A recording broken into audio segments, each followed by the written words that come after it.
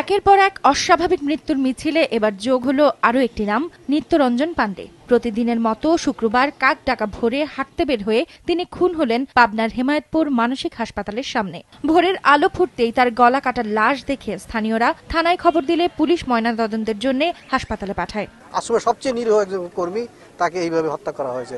সংখ্যালঘুদের ওপর একের পর এক হামলার তীব্র প্রতিবাদ জানিয়েছেন হিন্দু, বৌদ্ধ, খ্রিস্টান পরিষদের নেতারা। দ্রুত জড়িতদের গ্রেফতার করে আইনের আওতায় আনার দাবি জানান তারা। তার কোনো পূর্ব শত্রুতাও নেই। তাকে হত্যা করা মানে একটি জানান দেওয়া যে এই দেশে যারা সংখ্যালঘু আছে তারা নিরাপদ নয়। আমরা পাবনা প্রশাসনকে পূর্বেই সমস্ত মন্দির এবং ধর্মীয় প্রতিষ্ঠানগুলোর সতর্কতা বাড়ানোর জন্য আবেদন করেছিলাম। তৎসত্ত্বেও আজকের এই মর্মান্তিক ঘটনা অত্যন্ত দুঃখজনক।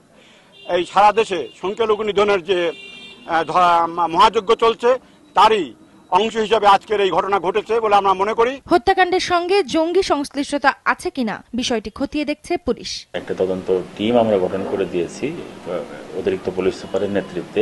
কোনো জঙ্গি সম্পৃক্ততা আছে কিনা এই বিষয়টা আমরা সবকিছু আমলে নিয়েই আমরা তদন্ত কার্যক্রম শুরু করেছি। নিত্যরঞ্জন পাণ্ডে শ্রী শ্রী ঠাকুর অনুকূল চন্দ্র সেবাশ্রমে 40 বছর ধরে সেবায়েত হিসেবে কাজ করছিলেন। কাজের সুবাদেই দীর্ঘদিন ধরে তিনি ছিলেন পরিবারের বাইরে।